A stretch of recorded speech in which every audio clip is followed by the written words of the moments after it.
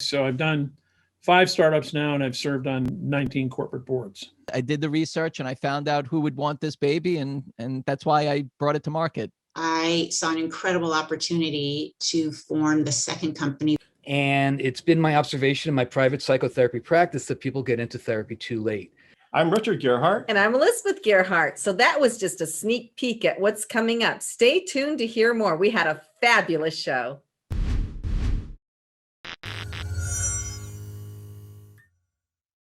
Welcome, everybody. This is Richard Gerhardt. And Elizabeth Gerhardt. And you're listening to Passage to Profit, the show that's all about entrepreneurism, small businesses, and the intellectual property that helps them flourish.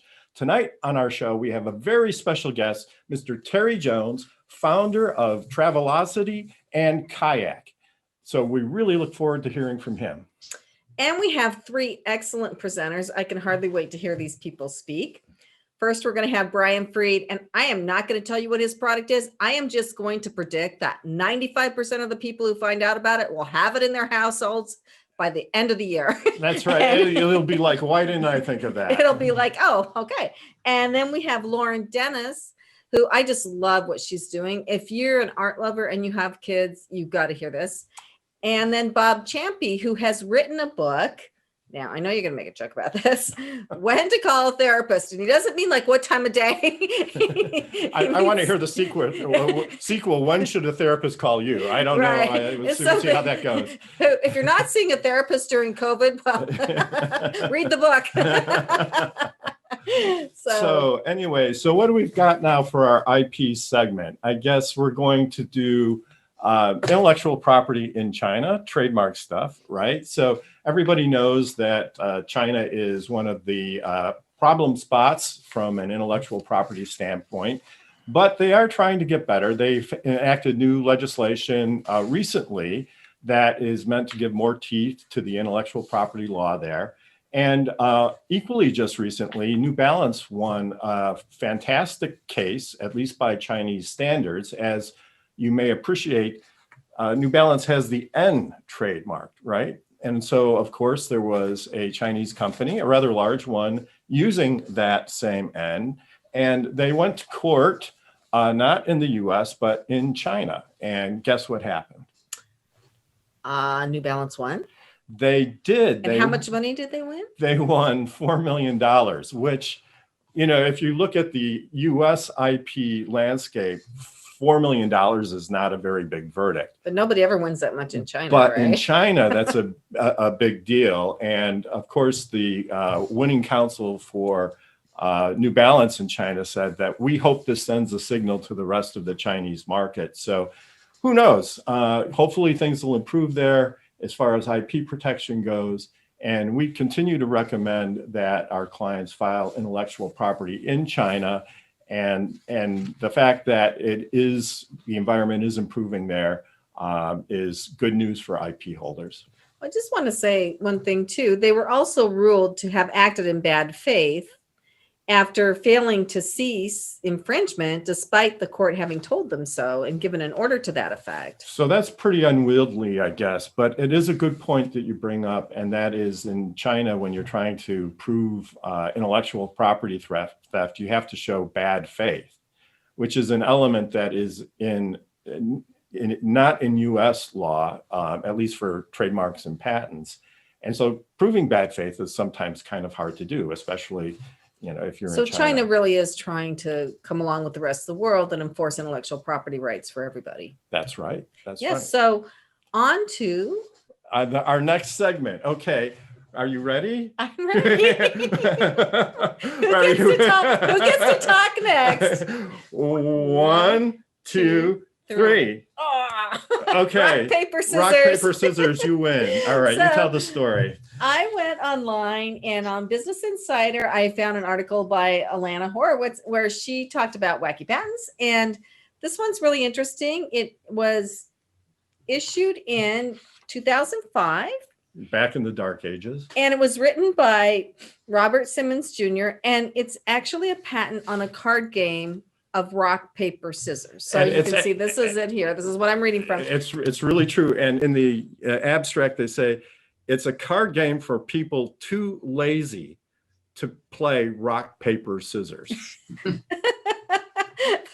We know what's amazing about this is so rock, paper, scissors is supposed to be when you're sitting around waiting for the dentist or something and you play, the kids play. But anyways, it Do made you this play card- rock, paper, scissors? at I the used dentist? to. But this is still for sale. The patent issued in 2005. I don't know when he started marketing it, but it's still for sale on Amazon by Jax. It has 699 reviews and it has like almost 5 stars. So kudos to Mr. Simmons for taking something that we all thought was just a silly child's game and making a business out of it. Yeah, I mean, you never know what could happen in the world of entrepreneurship, and I guess it's a great idea. Did you say he had 600 positive reviews? Almost 700. But Wow. let's go on to, I am so excited about this guest. I can't wait. Yep, me too. And we are very honored to have Terry Jones. As I mentioned, he is the founder of Travelocity and Kayak, and is I guess I would say he's sort of the Bill Gates of the travel industry. And we're really looking forward to having you, Terry. So thank you so much for coming on the show. Done a little background. I bought the book Innovation, and so we definitely want to hear more from you. Can you tell us a little bit about your story? Sure, I'd be happy to, and it's great to be with you today. I started out, didn't know what I was going to do, graduated from college in history, thought I was going to Vietnam, and thank God got rejected because of my eyes, and ended up traveling around the world with 2 of my college roommates. One kid had a free pass on an airline. So we all went, and I came back and said, I'm going to get in the travel business. I started out as a travel agent, went to school at night to learn how to write tickets. And 6 months in, my manager said, let's quit and do a startup. So we did. And we formed a travel agency at the time focused on Eastern Europe and the Soviet Union, which the travel to which was booming because Nixon and Brezhnev were trying to promote commerce. And in 5 years, we became the 50th largest travel agent in the US, focused on business travel. And we computerized, and I fell in love with computers. So I quit. And I went to work for a company selling computers to travel agents, mini computers back in the day, right? 5 megabyte discs and very, very powerful. And that 6 months later, that company was sold to American Airlines. So suddenly I was inside this big company. I was the only guy in the marketing department at 50,000 with a beard. It was a little difficult. And I started working my way up at American Airlines in marketing. And then they sent me over to IT. And I ran applications. I had 500 programmers, and then I ran operations, and then I became chief information officer. That's pretty amazing that a guy with a history degree would be on the IT side. End up in IT. And that, well, what they were trying to do, and now many companies have done it, was really bring business and IT together. So my boss, who was the CIO at American, a very smart guy who'd really taken the Sabre system, which was our internal reservation system, we took it out into travel agents. And that became a multi-billion-dollar business. In fact, for a time, it was worth more than the airline. Wow. So I ran product marketing for Sabre and did all the product design. So I was a product marketing guy. And one day he said, well, you should go run programmers. And I said, you're nuts. He said, no, you'll do fine. For entrepreneurs, especially technically oriented entrepreneurs, they do sometimes have a little bit of a challenge seeing the business side. So what were kind of the ways that you communicated with them to get them to see maybe the bigger business picture? Well, one of the things, I didn't know what I could bring to them, really. And so it was interesting leading this team of several hundred developers. At the top, we started a book club. And I made these guys read, and we read business books. And, really? And IT stuff. So we did that. We had a quality management push at American Airlines. Deming and quality was a big deal back then. And so we brought the principles of Deming and software and quality to software. And other people had done that, but that was the first for us, is to say, let's go back and look at this code. Let's start reusing code. Why do you have to write another real-time clock? Come on, guys. Let's share and reuse and think about the business. And there was also sort of a project management aspect to it, or a process orientation that created business efficiencies. That's right. And the other thing we did was we embedded people from IT into the business.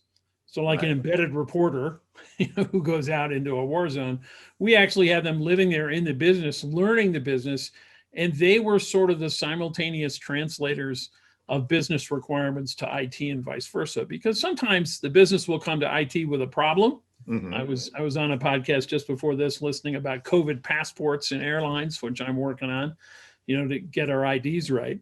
But other times you'll go to the business and say, you ever heard about this thing called the internet? Maybe we should be on that, right? I mean, it was 1995, right? I It was great. confess, when the internet first came out, I was like, who cares? What's all Yeah. this about? I couldn't. Exactly. Everybody did. So you really need to have that dialogue. Right. And so I did that. I was 3 years running applications, lost my hair doing that. And then they made me go run operations, which was 2,000 people and a $300 million budget. And, we were outsourcing 40 airlines. So that was a very different job. That was about reliability because you could never fail. So what could, if our listener is a programmer and they've got a great idea for a project and they've written all the code, but they're not really business oriented, what do you think an individual can do under those circumstances? Do they have to find somebody who is business oriented? Yes. Oh, I mean, okay. that's the partnership, right? If you look at when we started kayak.com, I was in a VC firm and we had this idea about vertical search for travel. And we went out and found two great guys. One guy who'd been head of business at Oracle, at Orbitz, the travel site, and another guy who was just an best developer I ever found. And we put the two of them together and they went out and built Kayak. I was chairman, but it was their company. They're the real founders. And you need to have that because it's very rare to find a developer who is also a great business person. And it's very rare to find, people who start companies can't necessarily grow them. Right. So they need partnerships. They need people to help them. The guy who founded Priceline had an incubator for a while. He had starters, growers, and runners. And he said, you be a starter. And after you start and it gets big enough, come on back. I'll give you another startup and let me give it to a grower. Somebody who really knows how to scale a company. Now, sometimes founders can do that. And I did that with Travelocity, but I'd been inside a big company for a long time. So I knew how to scale. So the people who are good at starters and the people who are good at growers, they get to start new things. And so they get to do what they're good at. And you get to go play again, right? Yeah. So what do you tell an entrepreneur who maybe is a good starter, but they're not such a good grower? Find a grower? Is that? Yeah, find a grower, get a partner. Because particularly if you're VC backed, they may find a grower instead and fire you. Right. So Right. Yeah, that happens. That's the startup dilemma. So you really need to partner with people and understand what your role is. You may say, hey, I just want to run development. I still own this place, or I'm still the majority shareholder, but I don't want to do that stuff. It isn't what interests me. I don't want to grow the business. I don't want to do operations. I hate customers, whatever that is, and some people do. Right. People don't generally become awesome developers because they like other people. It's a solitary kind of a thing. Sure. So I'll finish the story quickly. I went on to become CIO. When I was CIO, we had this small thing online called Easy Saber, and that was online booking. And the travel agent customers we had hated that. So they wanted us to shut it down. Mhm. But the chairman of American said, no, give it to Terry. He used to be a travel agent. Let him run it. We'll hide it over in IT. Well, the first thing I did was put it on the internet, 1995. And pretty soon I said, I don't want to be CIO anymore. Let me go run that. So I did. We grew it up. There's a whole story about that in my book on innovation. And you can see that here. And it's a story of entrepreneurship. It's a story of how to build a startup inside a big company. Now, eventually we spun it out, took it public, and it was the largest online travel agency for a good long period of time. We were fighting Microsoft that started Expedia. And eventually they bought it back and took it private, and I quit.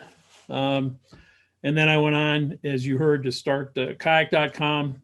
4 years ago, I had another startup in AI. So I've done 5 startups now, and I've served on 19 corporate boards.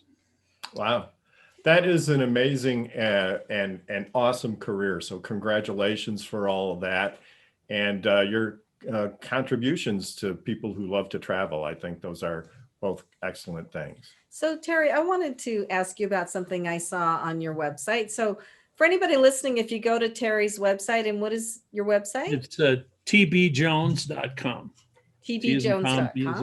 Yeah. Yeah. Jones. So if you go there, there's a video there, and it's really interesting. And what I especially enjoyed and appreciated about this was you're saying it's not disruption that we want. Disruption to me has a negative connotation.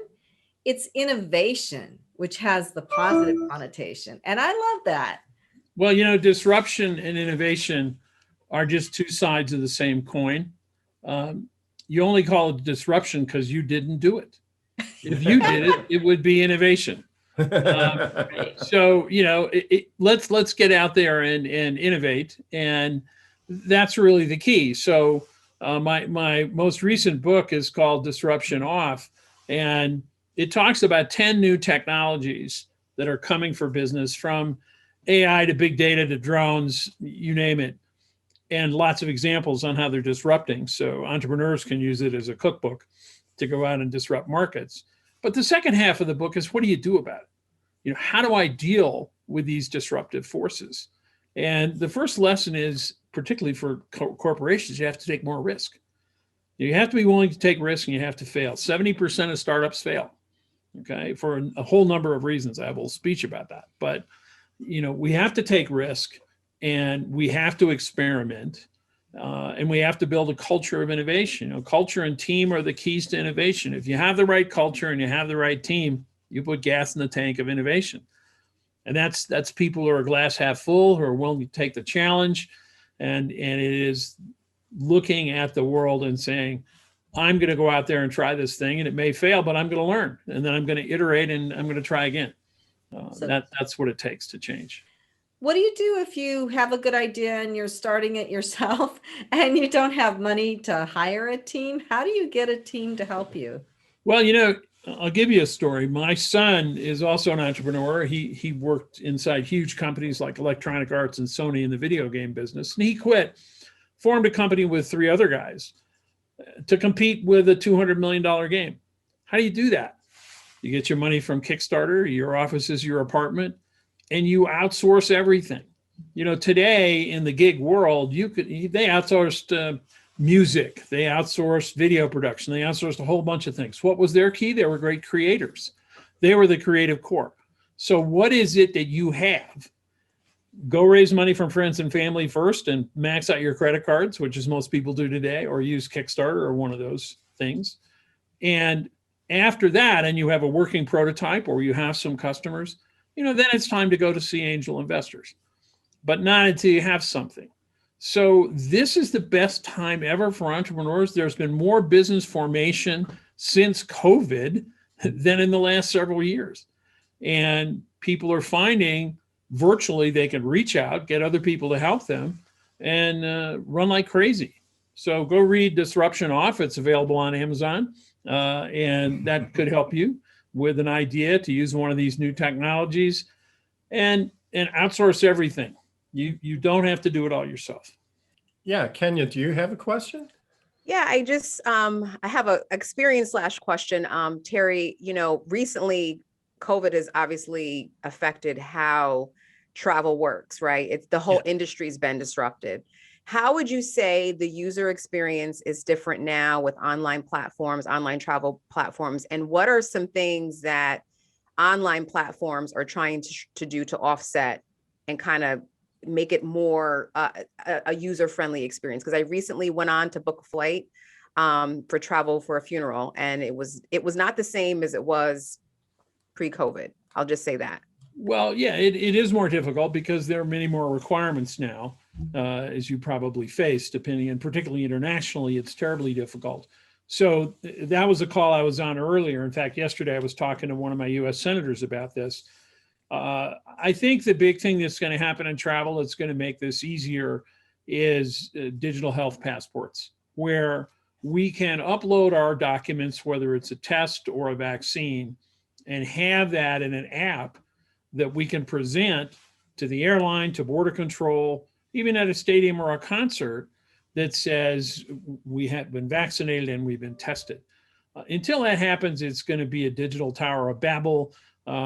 Look, I'm old, so I got my first shot the other day, and I'll hold it up here. This is my passport. Well, guess what? It isn't signed and it isn't stamped, and it's worthless. Right. Nobody's going to accept it. So that really has to happen.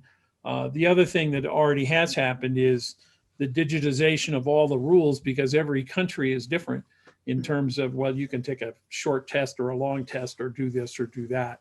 I think that leisure travel is going to explode as the pandemic lifts. And I think business travel is going to be in a world of hurt for a long time, because when I was at American in 1998, we were worried about video conferencing. Well, it happened finally here in 2021. Now everybody's doing it. We're all virtual. And I think businesses where I'm on the board are saving 2-3 million a month in travel, and it's working. So I think leisure will come back. It will be difficult for a while until people feel safe. And I think all these pieces like contactless travel, masks, those are going to continue for a long time. On your website and in your books, just to change the track just a little bit, you talk about actions that entrepreneurs can take to create innovation. And maybe you could go over some of those for our audience. Well, I think entrepreneurs are always innovative. A lot of my books are more toward corporations who aren't always innovative. I think with innovators, it's not so hard to get an idea, because all innovators have an idea, all entrepreneurs have an idea. But why do innovations fail? Well, the number one reason is no market need. Nobody really wants your product, or you're not listening. So somebody said something to me once I think is really important, which is prototype as if you were right and listen as if you were wrong. So, take criticism seriously, not personally. Somebody says your baby is ugly. Maybe your baby is ugly. Maybe you need some makeup or something for that baby, and you need to work on really listening to that market need, because whatever idea you have, you're going to pivot, you're going to change. And if you're one of those guys on Shark Tank where all the sharks say you suck and you say, no, my product is great, I'm leaving, you're an idiot. They probably know more than you do. And that doesn't mean you're totally wrong. Occasionally that person wins, but I think what's key is to take that idea and listen and be able to distill the story about it so that you get nodding heads right away. As you said earlier, whatever product we're going to talk about later, everybody's going to go, wow, I want that, right? That's what you have to have. And that may mean changing your product. It certainly means distilling your story right down, and then understanding if you have a great product, how in the world am I going to bring customers to the door? I see so many VC pitches where they have a great product and they say, and here's my graph up and to the right, I'm going to make all this money. I say, well, how are you getting customers? Well, I don't know much about that. We need to figure it out. And of course, today it's so much easier because of the social media world. You can popularize your product much more cheaply through social and search than you ever could before. So I think for entrepreneurs, it's not so much about the idea. It's market testing that idea, and testing is easy today. You can build a 3D prototype. You can put it online. You can do online focus groups. There are 1,000 ways to do it that are dirt cheap. You don't have to build the factory. Yeah. Right. So you're talking about marketing. I help with the marketing at Gerhardt Law. Richard and I kind of do it together. She's a genius. She is. No, he had such a great idea the other day, but we're lucky because we're a team. We can do it together. Sure. But I do think that's where a lot of companies fall down. And that's actually when Richard started his law firm. that was one thing that neither of us realized was as important as it actually is. And I know you said you were in marketing, and I have learned a tremendous amount.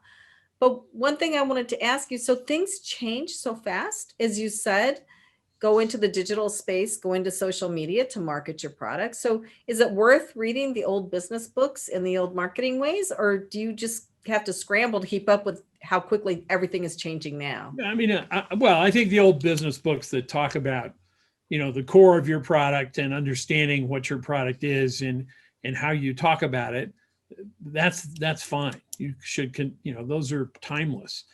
But I'll tell you, Travelocity was promoted on radio and television and newspapers. Kayak was 100% search. Didn't buy any TV until we were going public, and that was just because we had to get to stockbrokers. and my last AI company, it was pretty much all social. And so the methods have changed totally. Look at PR. PR is totally different today than it was 10 years ago. I think you do have to understand those methods. And maybe, let me retract that. You don't have to know how to do it. You just have to know that you must do it. Exactly. So I have a friend here in the town. I live up in Nevada in the mountains, and he's the big insurance guy in town. And we were talking about what was going on. And this was maybe 5 years ago. And he said, I know I need to be in social media, but I don't know what to do. And we talked about it. And I said, why don't you hire your kids? So he did. He hired his kids, and they now run all his outreach and marketing. That's And great. he said, If I we didn't could know- get our kids to work in our business, that would have been great. But no, exactly, because they live it. They know it. So he didn't have to know. He said, this has worked out great. I don't understand that, and I don't want to. Yeah. Right. I know how to do insurance. So fine, hire a kid. Yeah. So I just want to say a little funny story. So the idea, the conception for this program here on iHeart was from Kenya Gibson, who is our iHeart liaison. She's our media maven. We Thank call you, her. Kenya. Thank you, Kenya. And Thank you. it is paid advertising. The law firm pays for it. When we started it, everybody thought we were nuts and insane. And we still are. We still are. They're like, what could you guys possibly, why, like, what is the purpose of doing a radio show? But now we have this radio show, we have this podcast, and It's kind of hot property. the huge social media effort around it. So I think we have a YouTube channel, we have Instagram, we have Twitter, we have our LinkedIn profiles, we have Facebook. All that? Yes. Wow. And so I think having all of that around the show has really helped a lot. And the law firm does get clients. So just to piggyback off of what Terry said, there are a lot of contractors on Upwork who can do very narrow jobs for short periods of time, and they can really help out. I needed a data scientist. I don't need a full-time data scientist, but I needed help with one problem, and it made a tremendous difference. Well, and I'm using Fiverr for my company, and I tried using some of the other programs that were translation or transcription programs, and the gal on Fiverr is a few bucks more, but I get a much better product because the AI just isn't there yet. I agree. And I use Fiverr all the time. In fact, when I did the audiobook for Disruption Off, I needed an audio editor. I did it myself, but I didn't want to edit it. And I found a guy there, did a perfect job. And, that's exactly what I was talking about before with my son's video game. You can get gig workers to do all this stuff, and it's very easy. So I would encourage people to do that because you can scale today. Look, Travelocity went public. We had 3,000 people, and we were profitable. Kayak, we took public with 200 people, and we were insanely profitable. We didn't need all those people anymore. In fact, when we went to Wall Street and we're building our pitch book to go public, we had to put down, what accounting system did you use? And we said, QuickBooks. And they said, you can't go public with QuickBooks. And I said, well, it's a simple business, all we need. So we bought Oracle Financials. And I think the document said we have for Oracle Financials. I don't think we ever used it, but we said we had it. That made the people happy. But it's just business are simple today. we have a custom built ERP system, and now we're investigating downloading all the data from ERP to QuickBooks. So, we come full circle again. Don't have custom built software today for anything except our core product. I mean, it just look, you have to, and you have to listen to customers. At Kayak, we were one of the very first mobile apps out there for travel. And we thought it's going to be about next flight out, the meeting got out early, or a hotel for tonight, the meeting ran late.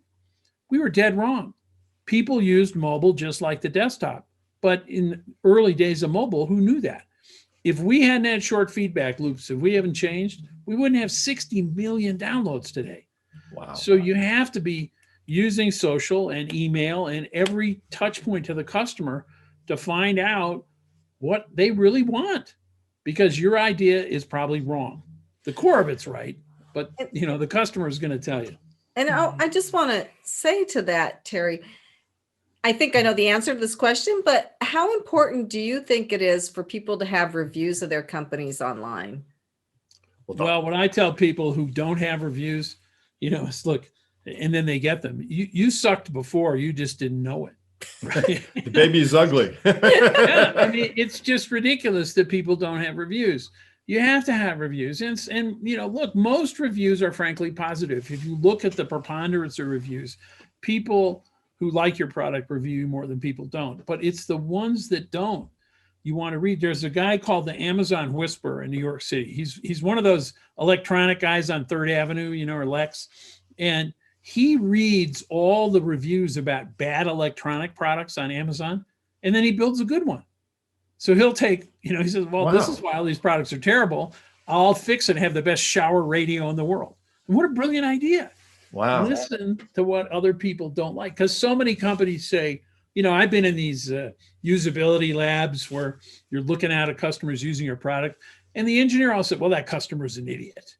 No, you're an idiot. The customer is right. Yeah. So fix your product. Yeah. So Terry, we've got to wind down this segment in just a minute. It's been an absolutely fascinating conversation, but I want to ask you, where do you see the future of travel technology going? So we have this pandemic, but what is like the next step up beyond? I think we're gonna see AI. My AI company, and here it is, my 5th startup. That one didn't work. We were too early. Travel is dead last in the deployment of AI. But what we were using is natural language search. So you could say, and this is going to happen soon, I want to go to an island in the Caribbean in January and use my miles. And my wife wants a spa, and I want golf, and my kids want a pool. You can't do that today. Wow. Every travel site says, where are you going and what day? Well, I don't know. You can't do that. And you're going to see that with voice. And then what we did was, when you got to that website, it showed you a picture of golf because that's what you asked for. And it showed you reviews about the spa. So you didn't have to look through 1,000 pictures and read 1,000 reviews.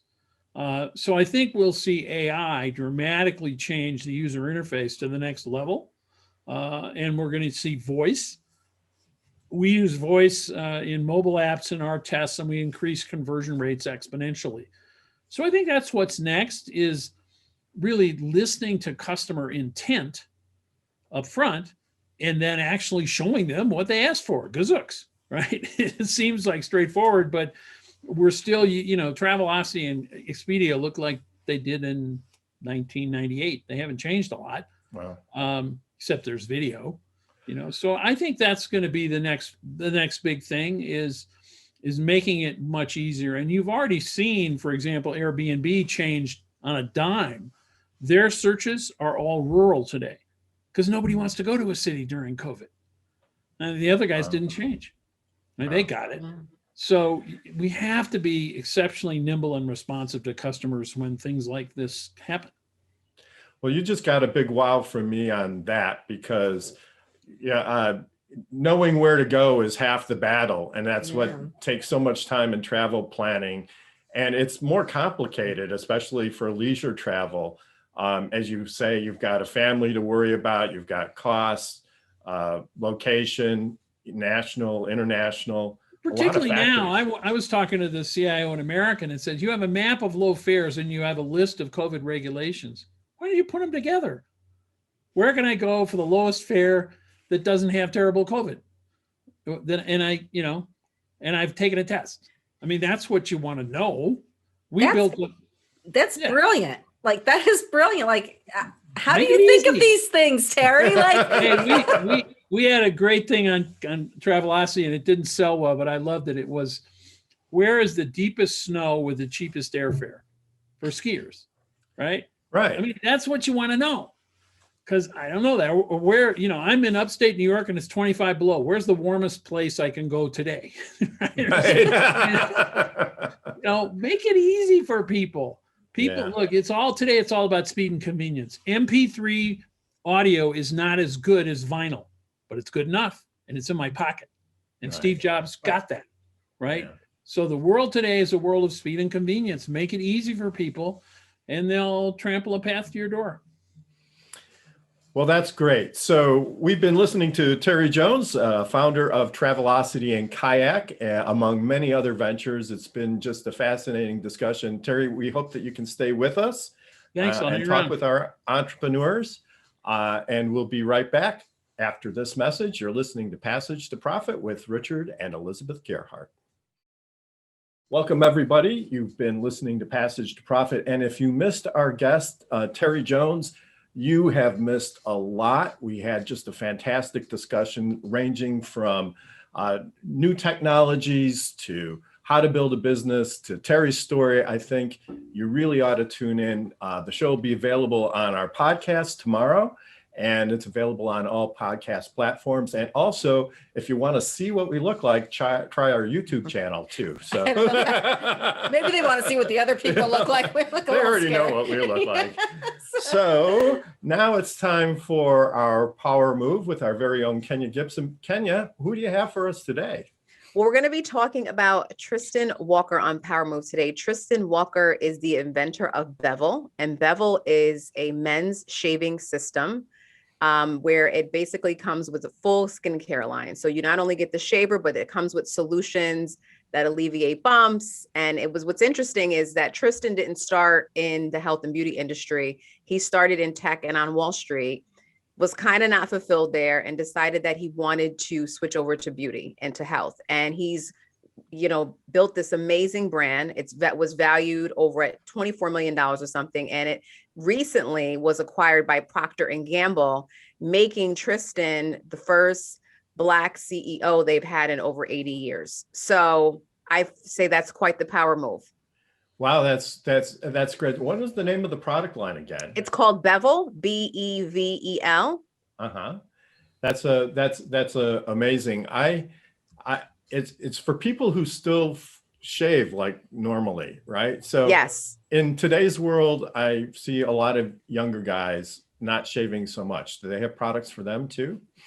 That's a good question. I'm not sure, but I think that the whole thinking or thought process behind it is for those who do shave, if you're experiencing irritation, you just can't use anything on your face, right? The whole philosophy is that you have this skincare system, not just a shaving system, but a full skincare solution that alleviates all the irritants and any bumps or anything you might get from traditional shaving. Kenya, that's awesome, because I have a beard because my face always broke out from shaving. So that's why I grew a beard 50 years ago. A great idea. Well, I think that it was brilliant of Procter and Gamble. I mean, you say he's making a power move. I think they're making a power move because this guy was on Wall Street. He's a tech guy and he's a consumer products inventor. Like, what better combination for a company like Procter and Gamble? Really? 1000%. And I think it's smart too, to keep, someone on who knows that product line. So they could have acquired it, right? And they could have just paid him a lot of money and sent him on his way, but they see the value in what he's built and want to make sure that he's still a part of that process. And that, I think, makes for a very good product line. Yeah, kudos to P&G for that. I just wonder how long the founder is going to be comfortable in that environment. So I wish him going from freedom to corporate can be a challenging transition. I made the transition from corporate to independent, and that wasn't easy either, but best of luck to him. It sounds like a great move. So the good news is he has a whole brand. So that's just one brand that he built. He has several other under the Walker and Company brands company that he still owns and operates. Bevel was just one brand that he let Procter and Gamble acquire. So, and they just got into Walmart and all these other great stores. So Wow. it's going well.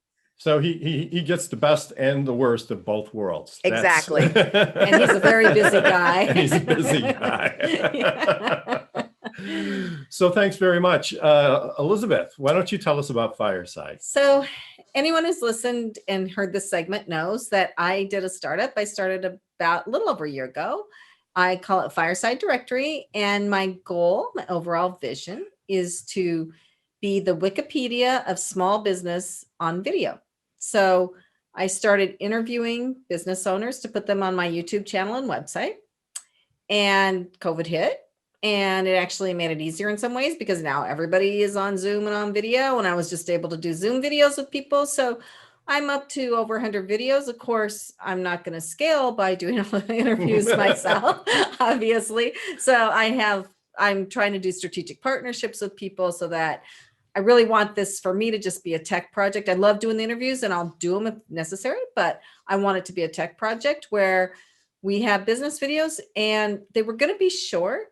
And now, but really during quarantine, people needed to talk about their companies. Yeah, well, that's And so true. they're longer than I had expected, but that doesn't really matter because people could watch a little bit, or as time goes on and things constantly evolve and change, as Terry has very well pointed out during his talk, I can go with those changes with Fireside. So Yeah, so set your business on fire with Fireside. well, I'm still in phase 1. I'm collecting videos.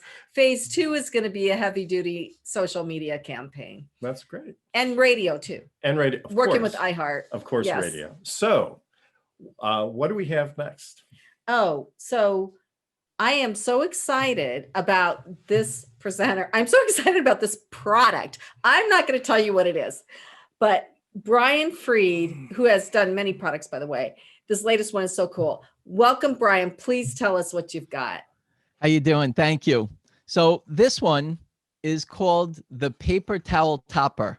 So think about it. When your hands are dirty or they're wet and you go to reach for that paper towel, you usually put your hand on top of the paper towel roll.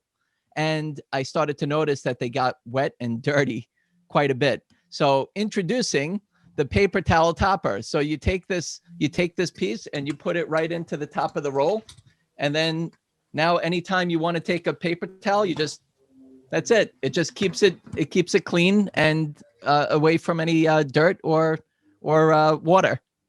I just want to say that this has been a learning experience for me, because usually when I take a paper towel, I either push it down, I tear it down, or I do one of these things and a bunch of them come out. I never even thought of putting my hand on the paper towel holder in the first place. Well, I don't, because I usually have, like, if I'm cooking, like chicken grossness on my hand, I don't want to get the whole thing of paper towels gross with chicken, right? So it is a problem. I mean, and then I love the pictures on your website. Like if you look at his website. I know. It's like, I saw the website this morning. It was like, I instantly got it. You know, it was like, wow, that's really cool. So Thank you. So thank you. congratulations. And just thank you. And just trying to figure out like how many people have under the counter type of paper towel rolls and how many people use stands, and just doing that research, just like Terry mentioned earlier. It's all about who's going to want it. And I did the research and I found out who would want this baby. And that's why I brought it to market. So how are sales going these days? I didn't launch it yet. Oh, I actually okay. I have several hundred units in my garage, and I have several thousand units on the way, and I am prepared to launch. So I'm actually sharing my launch on your show. Wow. Well, I want one. Definitely. Yeah. Do radio show hosts get like free toppers? So what is it going to sell for, Terry, Brian? I was doing $7.99, which includes shipping. So that's it. And we'll see how it does. Like you mentioned, I have many products. This one I just came up with a few months ago, did the whole prototyping and everything else, and now it's available for sale. So I'm just kind of soft launching right now. If somebody does find it or we're talking about it and they end up going to the website, they can purchase it. But I am going to do a major launch. So I'm happy to share it with you on your show. The Great. paper towel topper, What is the website? papertoweltopper.com. Well, that's Wow, easy. that's easy to remember. So I'm sure Terry has something to say. Yeah. Terrific. I mean, look, this is the kind of idea. He's done the research. He sees that there is a problem, and so many people, start a business based on a problem in their own life.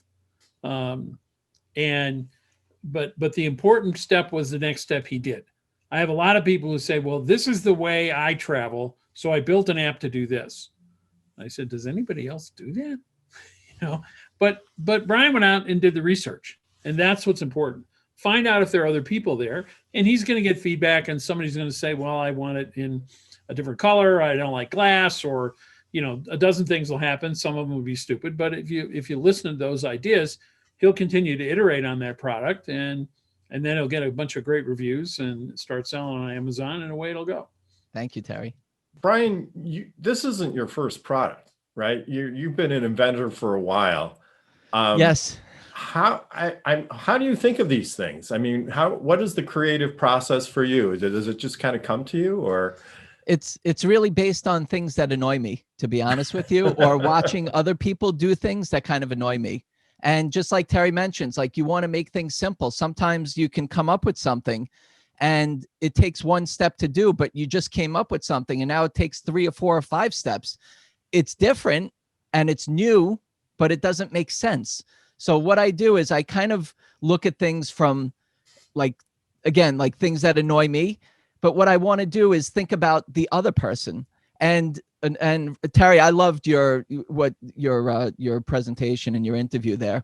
One thing that's really important to me as an inventor is that when I come up with something, I take the emotion out of coming up with my idea and I look at it from a business perspective.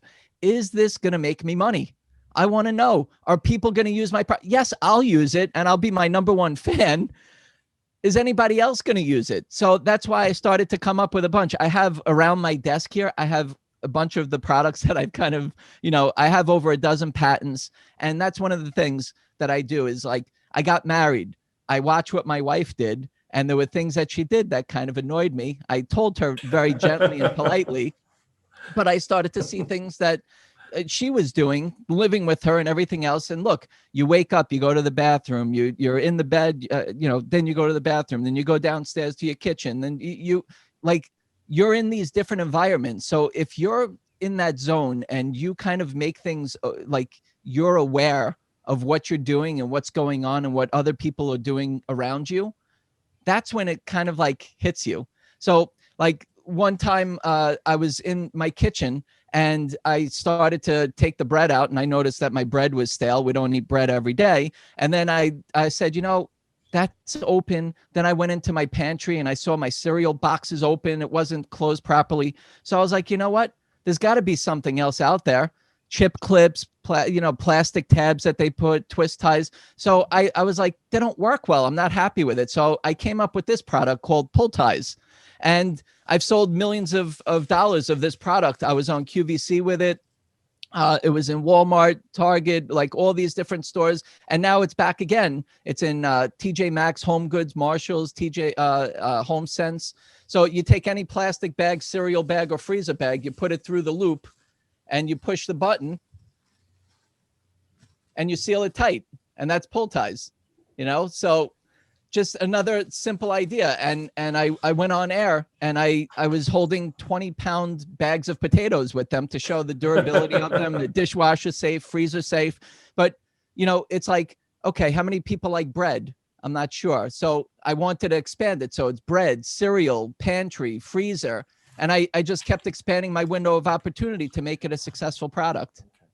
That's awesome. And it's so much better than a twist tie, which you lose and isn't strong enough. But the definition of innovation, I mean, creativity is about thinking up things. Innovation is about doing them. It's about putting an idea to work. So I have 4 patents, but none of them turned into products because the company I worked for didn't productize them. They don't count. They're not innovations. You are not only an inventor, you're an innovator because you actually built the product, got it out there, and you're marketing it, and you're, inventing and iterating on it all the time. So that's awesome.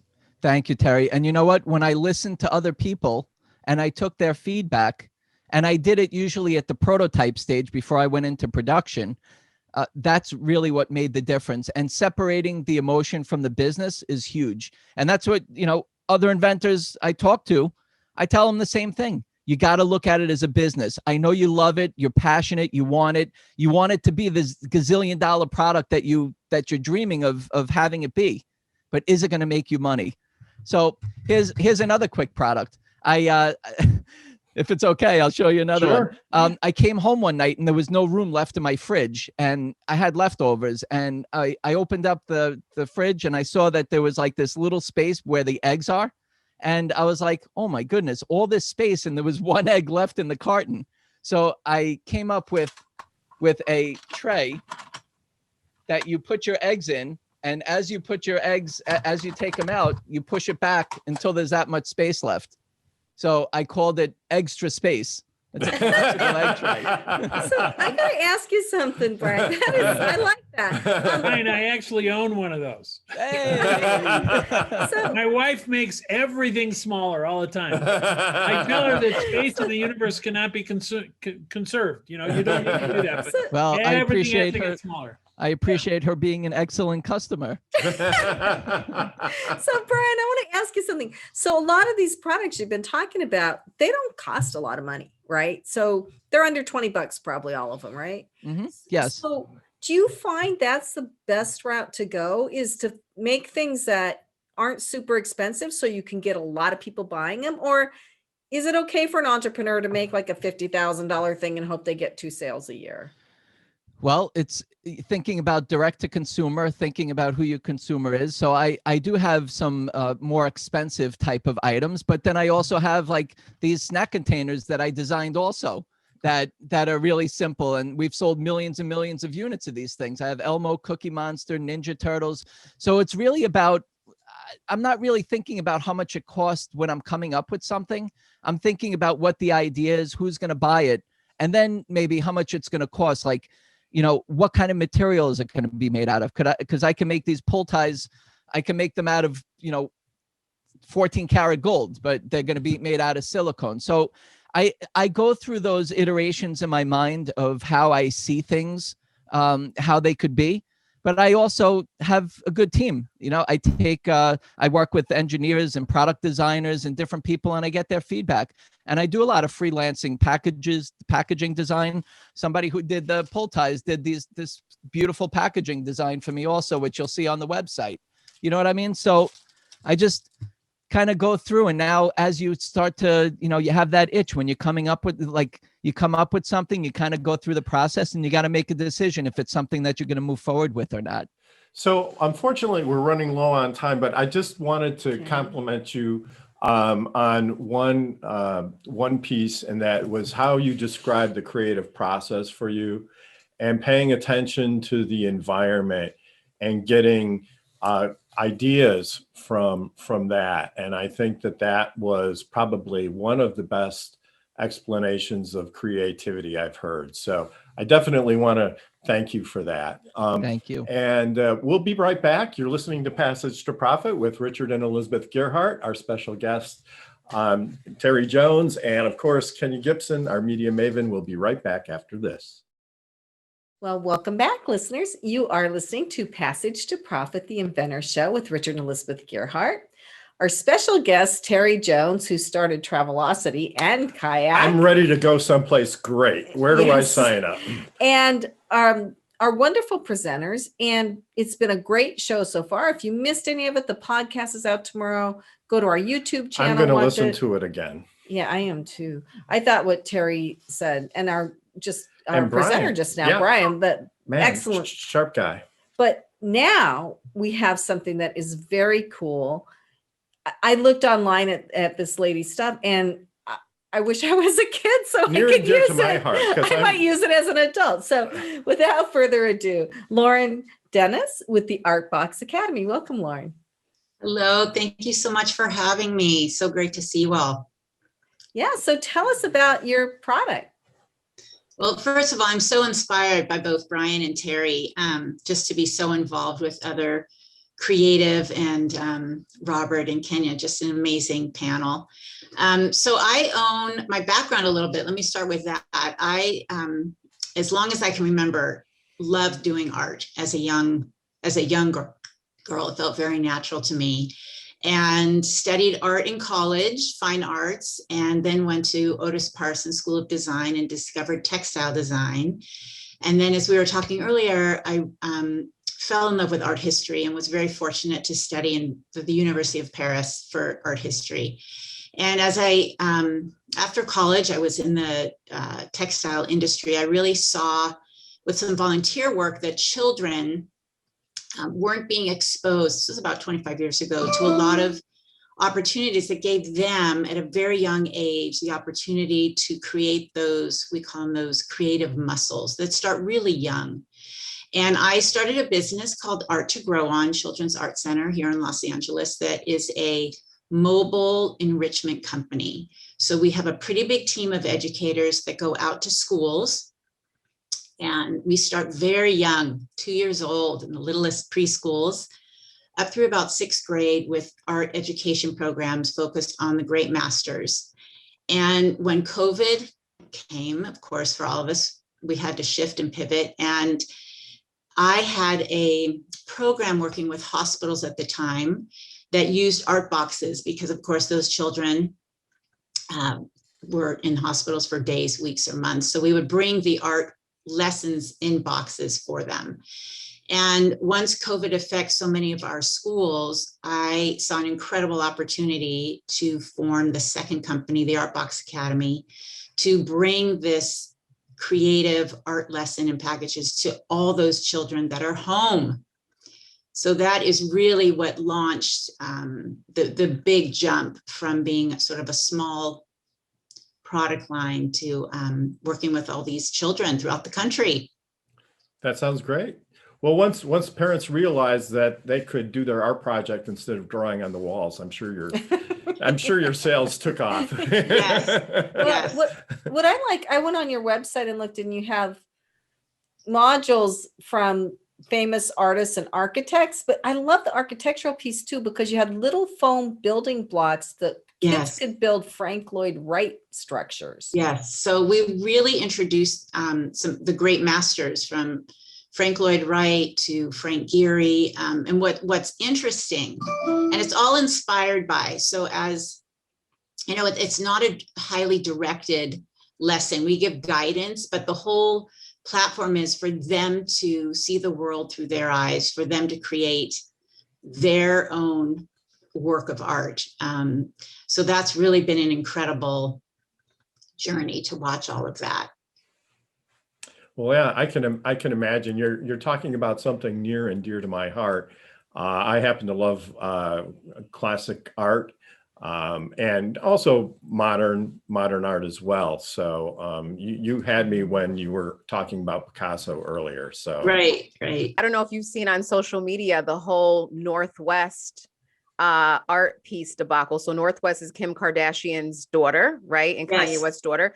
And she Yes. actually is an artist. She's been an artist since she was a very, very little girl, from painting like Birkin bags to now taking like all of these like really cool art classes. And there was this huge thing on social media in the last day where she painted this beautiful piece of art, and it almost looks like a kid couldn't paint it, but they were just not giving her credit for it. So her parents went to social media to justify that she did paint it, and she indeed it's her art. And I just was thinking about, you know, what you're doing for kids in terms of like giving them an opportunity. Art, to Richard's point, was very important to me when I was in school. And, you know, I wonder if there's an opportunity to use some of these kid influencers that are out there in the world, sending them a box.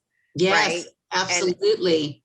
Because there was, I would I mean, love- it was viral. This whole painting that this little girl did was viral the last 2 days, and it got so much press. And I wonder if, you know, there's some opportunity for you to get your product to these folks. Oh, that would be incredible, incredible. And I think what's bringing this to the forefront, I mean, I've been in the field of creativity and the arts for almost 25 years, but the overwhelmness of these children on the screens right now, which is a gift that, you know, as schools close, we're fortunate that there is some communication, of course, and teaching through the screen, but but the amount of screen time is of great worry. And so what has happened is this three-dimensional learning and this optimal thinking has come to the forefront, working with your hands, building, creating, writing, even as we've seen, from poems to writing to music. So the pandemic has sort of put all of this creativity into the forefront. I was going to also say you would be very smart to get on TikTok with this and be doing some TikToking.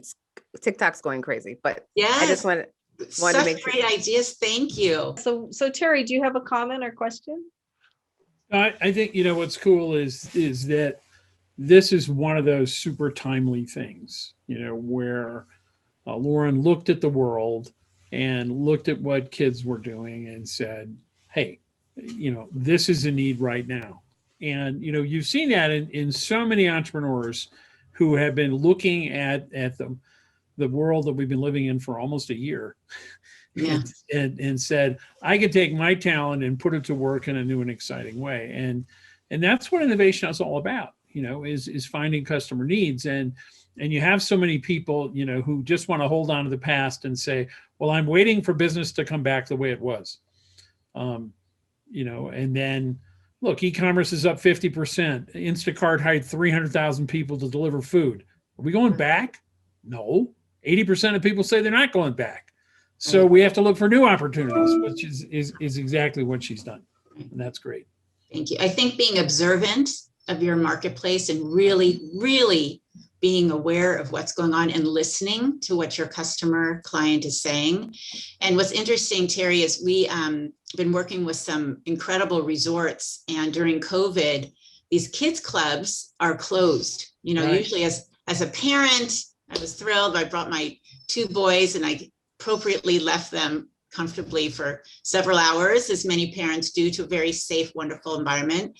Well, during the pandemic, they are either closed or modified. So they've now been buying our art boxes, which has been an extraordinary thing. Multiple. That's a perfect idea.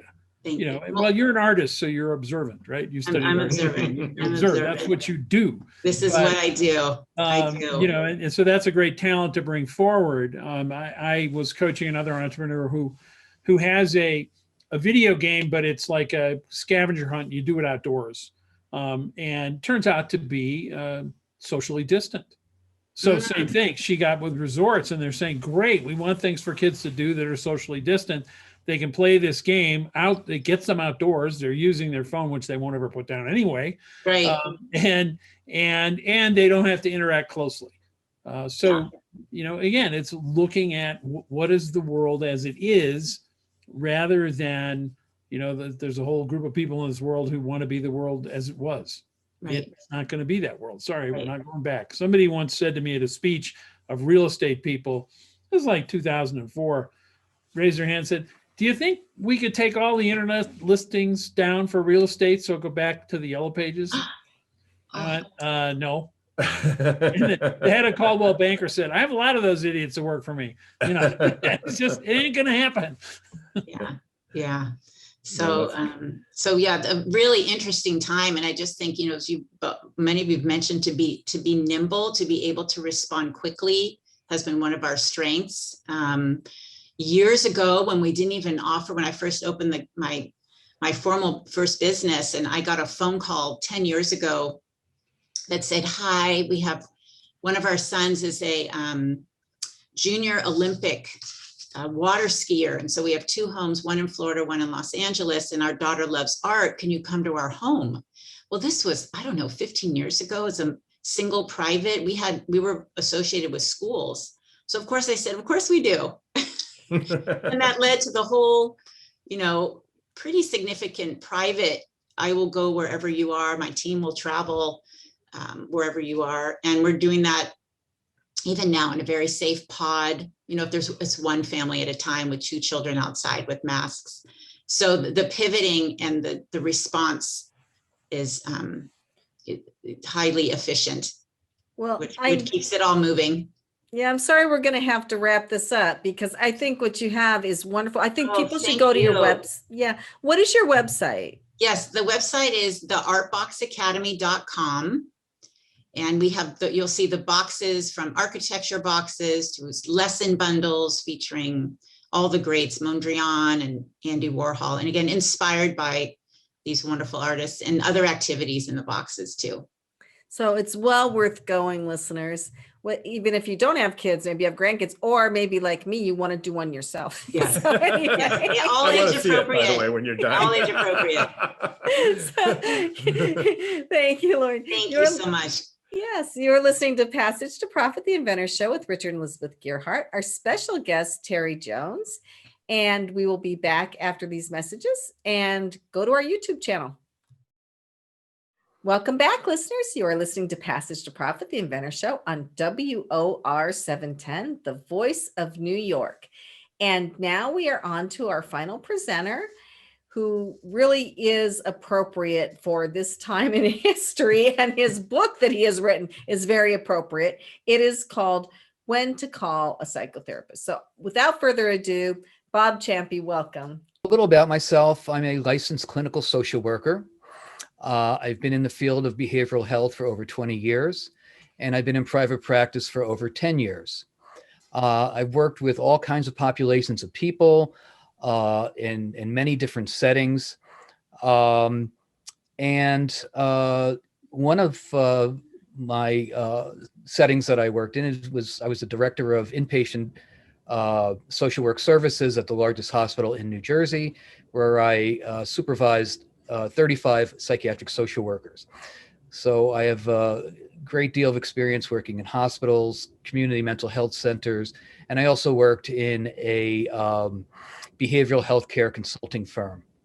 That's amazing. I mean, you must have so much patience. What is my secret? Well, patience, and I worked with a great team, and I worked there for 4 years. So I got a lot of experience, and I'm still in touch with many of my staff members even today. But in 2019, I wrote a book entitled When to Call a Therapist. And it's been my observation in my private psychotherapy practice that people get into therapy too late. And what I mean by that is people tend to wait unnecessarily long periods of time before calling a therapist. People suffer from many disorders of anxiety, bipolar illness, anger management issues, for long periods of time before calling a therapist. And I found that couples wait an inordinate amount of time before calling a therapist. It's almost like a last ditch effort. Honey, let's call a therapist, and let's see if we can work out these 15 years of marital issues in a few sessions. And so, I think it's important to work on our issues, get into therapy right away. I'm also a strong proponent of trying to help minimize or eliminate stigma surrounding mental health. And my goal is to try to help people get into therapy sooner rather than later to ameliorate the pain of unresolved problems that these issues can bring. That's great. So when should somebody start thinking about seeing a counselor or getting, some type of help? Sure. It's when our issues start to get in our way. For example, with anxiety, what happens is as the longer we wait, our world starts to shrink. So things we used to do, we used to travel, we used to go out with friends. All of a sudden, we're not doing that anymore. We're isolating more, and this is pre-COVID. Our worlds just tend to shrink. We're not out there. So that's definitely impacting our world. As far as depression is concerned, there are low-grade depression and major depressive disorder, which can impact people's lives. They're not happy. They're sluggish. They may have dark thoughts that they feel very uncomfortable with, and certainly folks with anger management issues. It's getting them in trouble. They're now getting the attention of law enforcement, and they're court mandated folks who must seek out a therapist. And as I mentioned a minute ago, couples they tend to wait and wait and wait.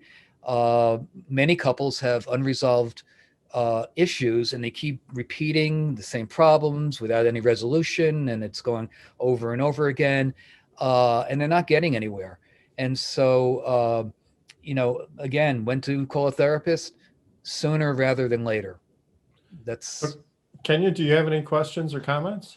To your point about, when you said earlier, when people wait too long about calling for help or getting help, at what point, what are some of the signs and symptoms that where someone should recognize that they need to pick up the phone and they need to get help? Sometimes it comes from the outside. Sometimes a parent may see their son or daughter, sluggish, depressed, their grades are sinking. And a parent will actually call me and say, could you see my son? Can you see my daughter? And this is what I'm saying. But we have to be aware of how we're feeling. Are we fully functioning? Are we hiding away, isolating? Did we stop doing the things that we like to do? Activities have gone to the wayside. And so these are all signs that maybe something is not right. And I would advise those folks to make an appointment with a therapist and talk through it and see what we can do, what kind of work we can do together. I just want to make one comment and then throw it to Terry. We have read studies that say many entrepreneurs suffer from depression. So I think that if an entrepreneur feels like things are going bad, that they really should reach out. But Terry, what do you think about this? Well, I think it's an excellent idea that you just had, which relates to Robert's book, is that many entrepreneurs are sole proprietors. They have the weight of the world on their shoulders. They quit their job. They're trying to support their business, which generally doesn't go well in the beginning. It's very difficult. And that's going to create stress. And, it certainly can create family issues. And, people say, your parents, your spouse, why in the world are you doing this? Why did you leave your great cushy corporate job to go create the Gearhart law firm or whatever? Right? Why did you do that? Actually, it was her idea. So. Okay, yeah, exactly. You better get the book right now, buddy. So I think Robert's book makes a lot of sense because people don't know when to go. What's the tripwire? When have I reached that? What's the symptomology that I can look at in my relationship that says you need help? And I certainly have reached out in the past and maybe didn't do it soon enough. This is not my first marriage, so so I think that's a great idea to help people understand that there's no stigma to doing this, and you can't look. We all need coaches. I mean, this show is about coaching entrepreneurs in various parts of their business, and one of the parts is your mental health, because you can get so down from doing this and destroy everything, including your product, because you don't have a healthy life. Right. And I've also noticed that many athletes, entertainers are now opening up about their mental health issues. So this can only help, folks get to a therapist, sooner than later. These entertainers are talking about their substance abuse issues, their anxiety, their depression. Michael Phelps is one, the great Olympic champion. He suffers from depression, and he's open about it now, and many, many other people. So that's really the good news, that if they can do it, and they can do it in a public way, why can't, we pick up the phone? Well, Bob, what percentage of the population do you think has been to a psychotherapist? I would say like 90% at one time or another, or should have been, right? Probably 90% should be. I mean, it's just a wonderful, it could be a life-changing event. I've been through therapy in my life, and it changed everything, changed my direction, changed my way of thinking, my mindset, and it helped just work through issues that kept me stuck for a while. So we really should think about, opening up more. It's more prevalent, like you said, than maybe some people think. And we're all, many people are sitting around with, suffering and stewing in their their issues, and what's preventing them from getting from that point to a telephone to call a therapist. I even outline in the book how therapy works. And chapter 1 is entitled My Story. And I talk about how I got into therapy when I was in my 20s and 30s. And it really pointed me in the right direction. Particularly important now during COVID. I know some of the companies I'm on the board of, for example, we have one company where the HR director and 2 of her assistants have open Zoom every day. And people could just drop in and say, I'm working from home and this sucks and my kids are driving me crazy and whatever. It's not psychotherapy, but it's support. And they'll go off into a private Zoom room and talk, and they're just there. And I have another HR director who just goes around the company with people doing check-ins. How are you doing? Because we don't have the kind of networking that always supported us. And, you don't have the water cooler. You say, Bob, my wife is an idiot. And, we're going to a bar. So you don't have any way to express that because the only person you're with is her or him. Well, bartenders are really therapists too, right? Well, they are. And we can't reach out to them.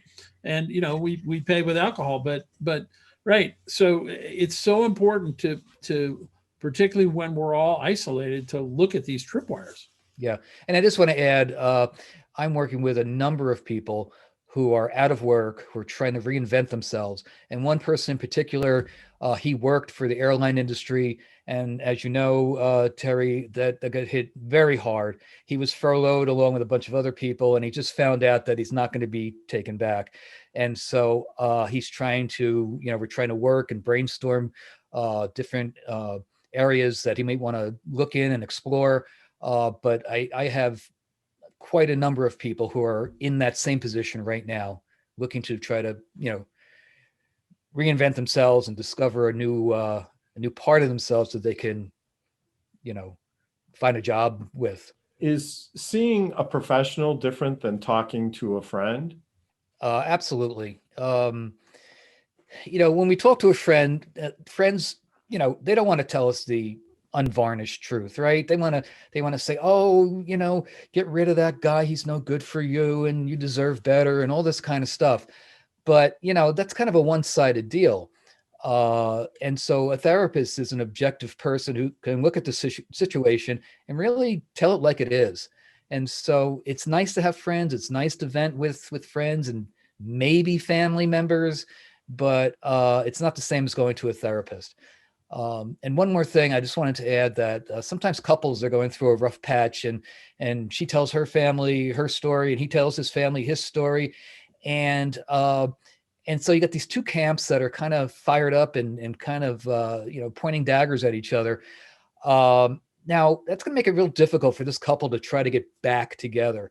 And I would advise couples who are going through a rough patch to keep it to yourself.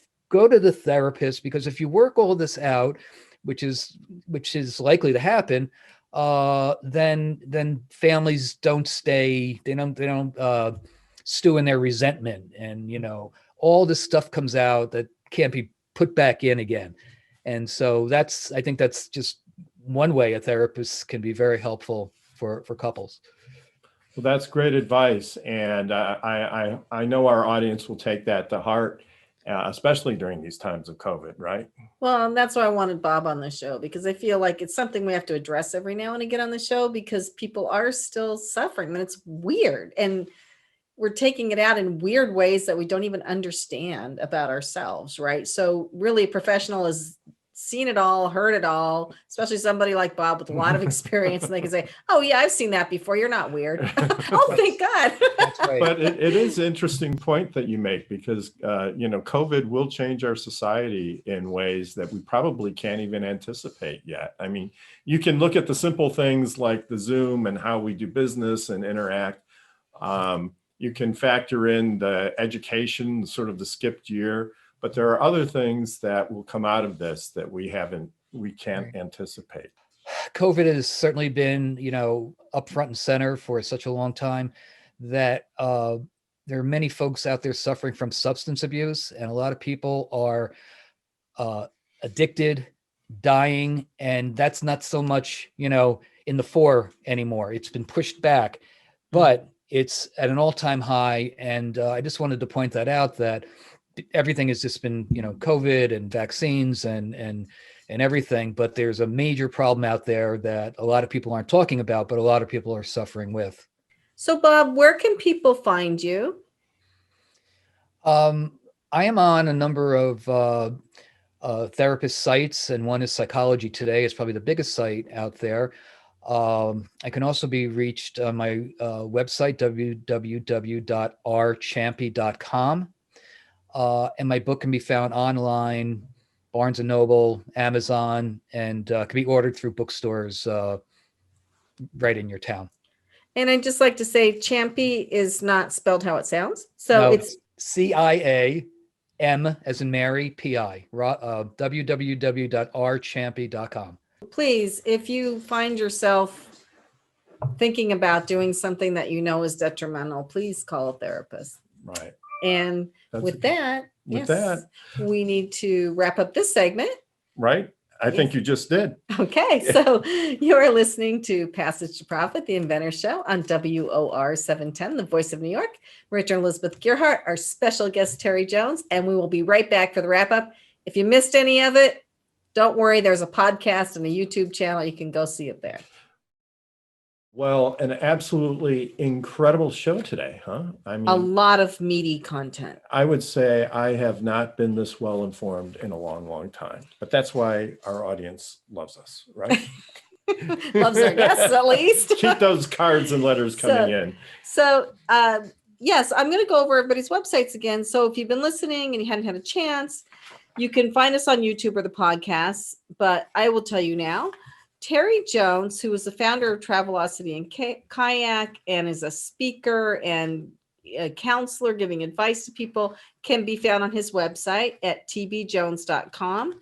You can find his books on Amazon, On Innovation and Disruption Off. Somebody who's really ahead of the curve. I really enjoyed talking with him. The ideas that come out this man are amazing. Well, like the whole idea of finding the right travel spot for you is very intriguing. If you missed that, go back and listen to his segment on the YouTube channel or on the podcast. It's the answer to your travel prayers, let me tell you. Yes. And then we had Power Move with Kenya Gibson. That's Kenya with Gibson with a P at iheartmedia.com. And she always keeps us up to date on who's doing what in the community. And Brian Freed, that's Fried. So you can find him at brianfreed.com. And he had the paper towel topper, which you can find at papertoweltopper.com, which is a really great invention. Absolutely. And he had a lot of other inventions that were really interesting. And I know he helps entrepreneurs too. So check out his website. And then Lauren Dennis with the Art Box Academy at theartboxacademy.com. So really cool art projects for kids that include building their 3D. It's really creative. They can play with Picasso. Yes. And then Bob Champy, who has a book, When to Call a Therapist. And it's really important for a lot of people now to pay attention to their mental health. You can find his book on Amazon, and you can find him at www.rciampi.com. Kenya, do you have any final words of wisdom for our audience? Well, I just wanted to say this was a great conversation. I love the dynamic. I felt that, Brian brought something very special to the table with his ideas. It was great to have, an innovator OG like Terry on the conversation today. And Lauren, I love what you're doing with the whole children and art conversation and piece. I think it's really powerful. And I see a lot of children benefit from that. And Robert, I think right now, especially where we are in society, our mental wellness is just so, so important. So again, just appreciate what you're doing in this space and keeping people, healthy and in a good state. And, we all have to stick through this together. So everyone brought everything phenomenally and incredible to the table today. So thank you. Well, that was very well said. Terry, do you have any final thoughts for our audience? I think what's been exciting about this show is that, we've had a bunch of entrepreneurs here, all of whom observed a problem and went out and did something about it. And I talked about, the difference between disruption and innovation is you only call it a disruption because you didn't do it. We want to be innovators, and innovators are disruptors. And, all three of these folks are out changing the world by thinking of a new product and actually getting it out there, because so many people have these awesome ideas and they never do anything about it. So put your idea to work. That's what innovation is. Absolutely. So, and I think those are excellent thoughts to close the show. But before we go, I'd like to take this opportunity to thank the Passage to Profit team. Noah Fleischman, our producer at iHeart, who always takes what we do here and turns it into something even better. I miss Noah. We used to see him every week at iHeart when we went to tape in the studio. Yeah. I've seen him for a year almost. Yeah, I wonder if he's changed. And also, I'd like to thank our project coordinator, our program coordinator, Alicia Morrissey, who really puts all of this together. She does a great job. Angela Wolf from Angela Wolf Video. She does a great job of putting together the show for YouTube. And don't forget to like us on Facebook, Instagram, and Twitter, and also check out our YouTube channel. Thanks a lot for listening. We love you, our audience, and don't forget to tune in next week for more Passage to Profit. You're listening to Richard and Elizabeth Gerhardt on iHeartRadio, WOR 710, the voice of New York.